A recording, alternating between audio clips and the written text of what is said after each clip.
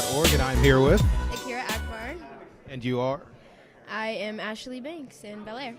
The one and only. We're going to be talking about all things Bel-Air Season 2, renewed for a new season on Peacock. Before we jump into all the new stuff, what were some of your favorite moments from the previous season, Season 1? I think one of my favorite moments was definitely Ashley and Hillary having that moment when Ashley came out to her. I think it was so special and just amazing to see that portray on screen. Absolutely, absolutely. And Hillary is really developing, Ashley rather, is really developing into her own character. Without giving too much of the story away, where do you kind of see it going for her character? For Ashley. She definitely steps into more of her activism. There's a lot of challenges that she goes through, and you can definitely see her protest to make things right and to make things the way they should be. Absolutely, and she has a very special kind of bond with Will. Her and Will are like this dynamic duo a lot of the time. So, can you tell us a little bit about the relationship with that going forward? Because Will, the series leaves on a really big cliffhanger. Will is kind of out of the house. Season 2, what can we kind of expect between Will and Ashley? You can expect to I don't want to give too much away. I'm asking the sneaky question. Yeah, well, you can see when it premieres on February 23rd. Absolutely, absolutely. So, Bel-Air is a really well-received show, getting a second season. What do you think resonates so much to the viewers about this show? What do you think people connect with so much? I think people connect with the relatability of this show. It is relatable to this new age, 2023, to a lot of kids and what they're going through. So I think it's just relatable. Absolutely. And as far as being relatable, kind of jumping off what you said, in what ways do you feel like you relate more to your character, Ashley, having played through the whole season? What are some qualities you kind of see in yourself and her, and what do you think has kind of changed about yourself in portraying her? I feel like playing Ashley, I've definitely stepped into speaking up for myself and having more of a voice, because Ashley definitely does, and she speaks up for herself on what she believes in. And also, me and Ashley are the same because she's very loving, and I feel like I'm very loving to my family and my friends, so yeah. Absolutely. And Bel-Air deals with a lot of variety of topics and themes, mental health, Carlton struggles with different things like that. What are some real-world issues that you guys are kind of looking forward to tell and kind of represent on screen for the next season, as far as being real-world topics? I would definitely say racism. Ashley goes through something like issues with racism, and she definitely sticks up for that because she doesn't like that. Absolutely. Well, and of course, we got to mention the outfit. You look absolutely fabulous. Thank you. So I hope all of that is on camera. So thank you so much for the interview, and we, congratulate you guys on season 2 of Bel-Air, and hopefully we'll get a season 3. NBC. Yes. Make it happen. All right. Thank you guys so much. Hey, it's Eli Johnson with the nerdsofcolor.org, and I'm here with Coco Jones. Also known as Hillary Banks. the one and only in the flesh. Okay, Queen of Bel-Air. So, congratulations, first of all, on having another renewed season of Bel-Air. The show did very well. I was able to get some screeners of the next series. Don't tell anybody. And you guys did another outstanding job with the first few episodes I was able to see. Before we jump into all the new stuff, we got to talk about season 1. What were some of your favorite moments from season 1? There's so many moments that I love, but I think my favorite moments are the family scenes. They're just so warm and relatable, and that's really how we are as a cast, so it's fun to play those. Absolutely, absolutely. What do you think it is about the show that resonates so much with audiences? I think we touch on very modern topics. I mean, me personally as Hillary, I'm an influencer and a chef, so I feel like, the entrepreneur side of things I get to tap into, and I feel like a lot of women have ventured out into being their own business owners and doing that and taking that step, as well as of course social media is super relevant, so that's how I stay modern. Absolutely. And kind of touching on what you talked about, the show deals with a lot of real world topics, like Carlton's mental health, different family dynamics, things like that. So how do you feel what do you guys think you really got right as far as those topics in the first season, and what are you kind of looking forward to tackling in the next one? Because I know I just did talk to the actress for Ashley a second ago, and you guys were talking about activism a little bit. So what are some topics that you guys are really looking forward to discussing in the next season? I think just furthering the discussion about the plight of being black in America and all the different assets, all the different faces of that. Absolutely, absolutely. And we got to talk about the influencer side of things, the fashion side of things. Hillary's starting her own brand and trying to get that off of the ground. Like, can you talk a little bit about that going into the next season? What are the challenges she's going to be looking to overcome? I think she has a couple of challenges. She has like a power struggle with Ivy, as well as her relationship challenges. She has someone from her past kind of shake her relationship with Jazz. Okay. No spoilers, no spoilers. But something to look forward to for sure. So another lightning round question, something for a little bit of fun that I kind of like to ask everybody, is if you could merge one sitcom of your choice, whatever that is, with Bel-Air, maybe a crossover kind of episode, what would it be? What show would you pick? I would pick The Office if I could merge any show, because The Office is one of my favorite shows, and I love deadpan comedy, so I think that would be hilarious. The Office plus Bel-Air. Who do we need to talk to make that happen? We're at Peacock right now. We're at NBC. Just say it into the air. All right. You heard it from the mouth of Hillary Banks herself. All right, congratulations, you guys, so much on season 2 renewal, and wishing you all the best. Bel-Air is one of my favorite shows, actually. I was able to check it out, and I really enjoyed it. So your portrayal of Hillary Banks, excellent. So thank you. Absolutely. Thank you so much. Congratulations. See you soon. Yes, sir. First of all, can we get the fabrics on camera? Look at the patterns. Look at the shoes. Remember, it's in you. It's not on you. That's a fact. That's a fact. It's not a man that makes it's not the clothes that make the man, but the man that makes the clothes. Come on. You said it. All right. First of all, congratulations. Thank you, man. I appreciate that. Season 2. You guys are renewed for another one. Yes, You did a huge with the first one. Yeah. We got to talk about what was one of your favorite moments from season 1. Man, one of my favorite moments from season 1 was a scene with me and Marlon at the end. Yeah, that was very fun as an actor to be able to portray. Yeah, and I think it resonated with a lot of different people. So. Yeah. Absolutely. Speaking of resonating with people, season 2 is a big deal because a lot of series don't make it past season 1. Yeah. But you guys are on to the next one. So what is it that you think resonates so much with people? Man, I just think it's like we're just a true reflection of our world, you know what I mean? And people love to see that. It's a mirror, you know what I mean? We're not shying away from that. We're staying authentic, and we're telling the truth of this story. It's about it's a coming-of-age story about a young man from Philadelphia who's trying to find his way in L.A., and I think a lot of people can resonate with that and relate to that. Absolutely. And you guys also touch on a lot of real-world topics as well, mental health, things like that, family dynamics.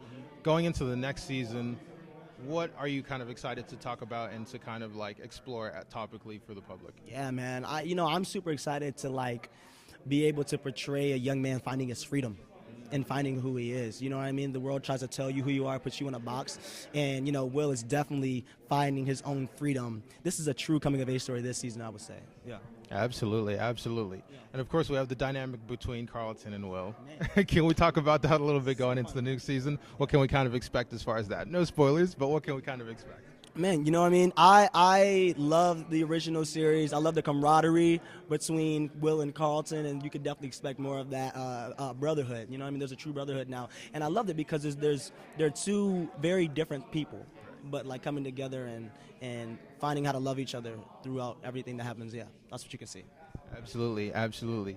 And, Will in the original series as well as Ashley, they have a really good bond, and you guys kind of continue that in this series of Bel-Air as well. So, Will the series ended with a bit of a cliffhanger. Will's kind of out of the house a little bit. Yeah. So, how does things kind of wrap up with him or rather continue on with him and the family, the relationship, the dynamic, because it feels like Jeffrey's really looking out for Will. Yeah. So, what is that kind of dynamic? How does that kind of play out as the season? Man, I don't want to spoil too much because... Or spoiler free? Yeah, but we'll see if he makes his way back to the family. Right, we'll see. Right. Absolutely. Yeah. So, lightning round question. I always like to ask this for a little bit of fun. Okay. If you could mash up any sitcom with Bel-Air, do a crossover episode, what series would it be from the past, present, whatever you want? Martin. There's only one answer to that, I think. You know what I mean? Martin, right? Yeah, for sure. Martin. Okay. Coco said she would like The Office in Bel-Air. The Office? Can you picture it? Who's in? I don't know. I don't know if I can see that. But I think she just personally likes The Office. So I love The Office, too. It's so funny. So, yeah. What if we could get a 3? Office, Bel-Air, and Martin, right? What would that be like, man? That's crazy. That would be a 10-part episode. What would you call that? Martin's Office in Bel-Air. Martin's office in Bel-Air. Yeah, we're gonna have to find a better title than that. That's what you guys are for. But thank you so much for the interview, man, and congratulations on season 2. Looking forward to all the things that you guys are going to explore, all the things that you guys are going to touch on, and of course, all the looks you guys are going to serve, man. Come on, man. All right, absolutely. Thank you. Hey, it's Eli Johnson with thenerdsofcolor.org, and I'm here with Olly Sholotan. I play Carlton on Bel-Air. Absolutely, and we're here to talk about the renewed season 2. Although maybe we're speaking it into existence. Season 3. It is. We'll see what happens. Season 2, you play Carlton Banks. You did an outstanding job. And we got to talk about what went right the first time before we get into the new stuff. So what are some of your favorite moments from season 1? Some of my favorite moments, obviously episode 1 when Carlton meets Will. I think that's an iconic moment. Let's see what you're really doing here. Right. See, episode 6, I believe, when Carlton and Will have that beautiful moment. I want to say it's the end of episode 6, where Carlton and Will have that beautiful moment that, Carlton breaks down and Will is there to hold him. That was one of the most fun things to film, and I think as far as what that scene represents, as far as, 2 young black men just being emotionally vulnerable with each other, truly, truly incredible special stuff that we got to show on TV. Absolutely. And speaking of kind of riding off the back of that topic, this show is like one of the few I can really say on mainstream television right now with a lot of just exclusively black representation. Like the family is affluent, they're doing well, they're black, and you guys touch on so many topics. What do you think resonates so much with viewers? Is it that, or is it like just more like the fun of it? Like, what do you think resonates with people so much? I think it's a few things, right? On one hand, stories are universal. So black stories are universal. Stories are universal. And so having this black affluent family is important for representation purposes, because I think it's so important that little black kids get to, see their heroes and see people that look like them on TV. Like that, I think, is so important. But then also in the same way, it isn't, Bel-Air is more than just a black story. Our stories are it's a fish out of water story. It's, a story about discovery. It's a mental health story. It's an LGBTQ story. And I think all of that, because of how many things our show touches on, I think it makes it easy for a lot of people to get into it. Absolutely, absolutely.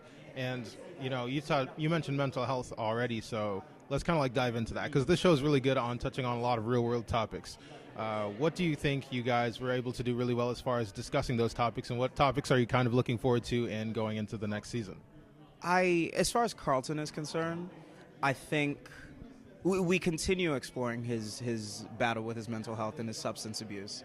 And, I think what excites me so much about that is that I think, I keep saying it's so important for kids to see themselves on screen. And the mental health epidemic, the opioid epidemic, these are all things that kids are really for real struggling with right now.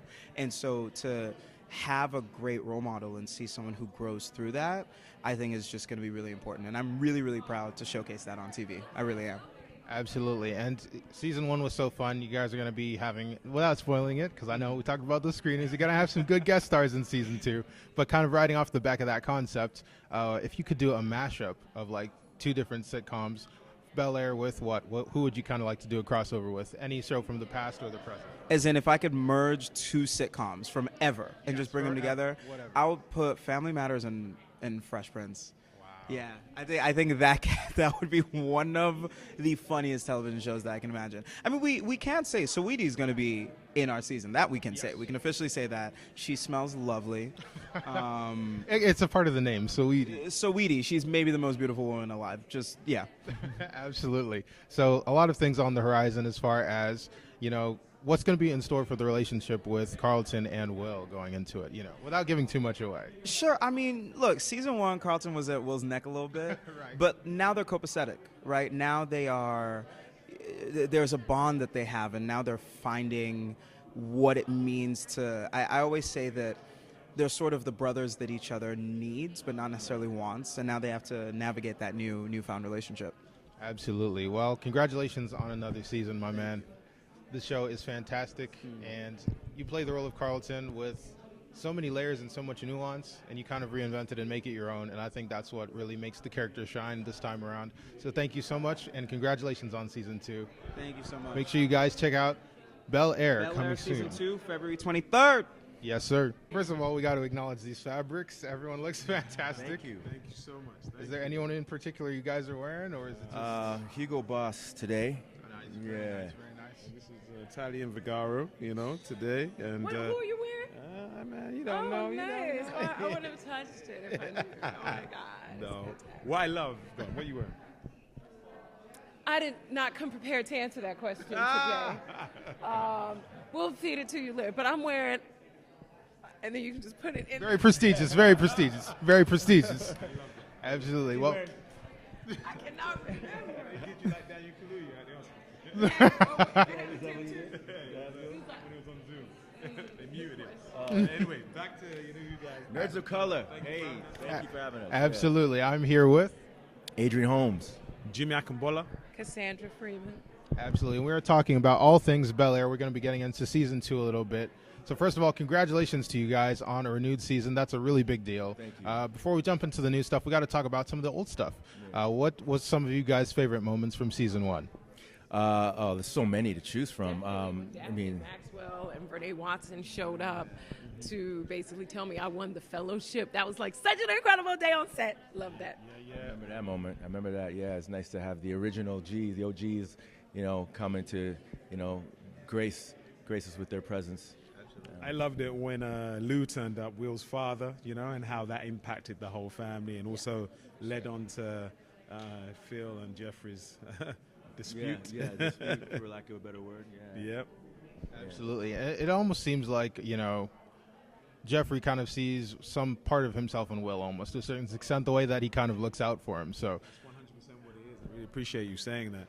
I think from the get-go, if you check episode 1, there was a connection straight away. And I think Jeffrey, people forget he's from the UK, so he's an outsider also. So the fact that Will's from Philly and Jeffrey's from London and in LA, he gets it. And he sees himself in Will. And I think that's what's made him think about his own son as well back in the UK. Both fish out of waters. Yeah. absolutely. And you guys kind of speaking about those relatable kinds of topics, you guys do a great job handling a lot of relatable real-world topics like mental health. Carlton, he struggles with that. Right. And, different family dynamics. What are some topics that you guys are really excited about talking about and discussing in the second season?